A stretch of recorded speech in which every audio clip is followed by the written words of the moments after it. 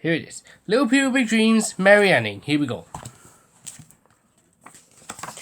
Little Mary was the 10th child of the Annings, a family who lived in a small town on the south coast of England.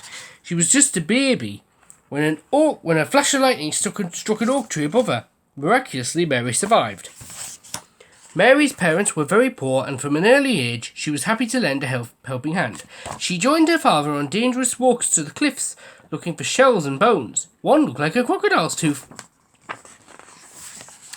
Back home, she spent hours cleaning her treasures, hoping to sell some to tourists who visited her town. Soon everybody knew where to find little Mary, selling seashells by the seashore. It's hard to say, you know. Mary only went to school on Sundays, but it gave her the confidence to learn how to read and write. But one day, after buying one of her curiosities, a wealthy lady gave her a book that blew her mind.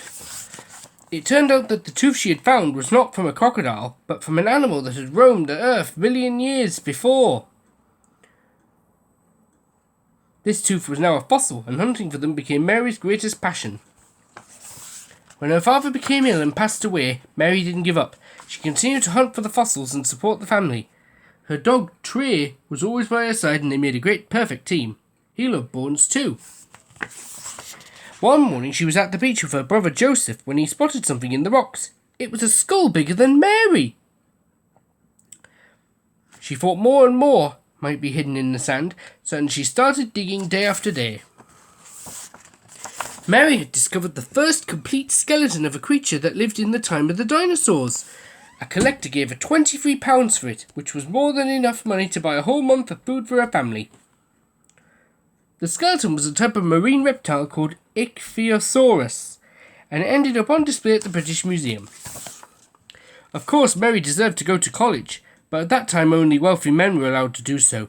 Still, she read all she could about rocks and bones, taking notes and drawing every fossil she found. Mary became a true fossil expert all by herself.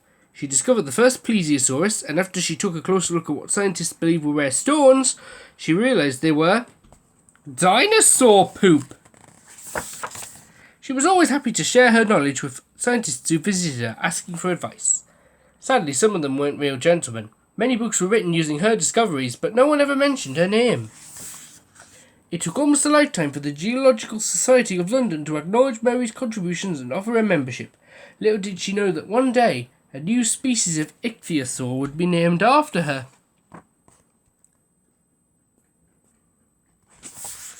And little Mary, the mother of paleontology, left us a piece of advice as valuable as her discoveries. Sometimes people won't recognise your achievements, but don't worry, time will place them where they belong. Wasn't that a good story about Mary Anning, a female fossil hunter?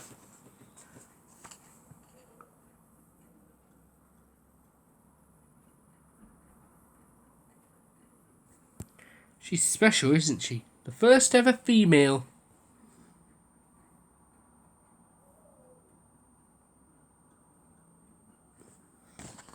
To find a fossil. Amazing, wasn't it? Hope you enjoyed it.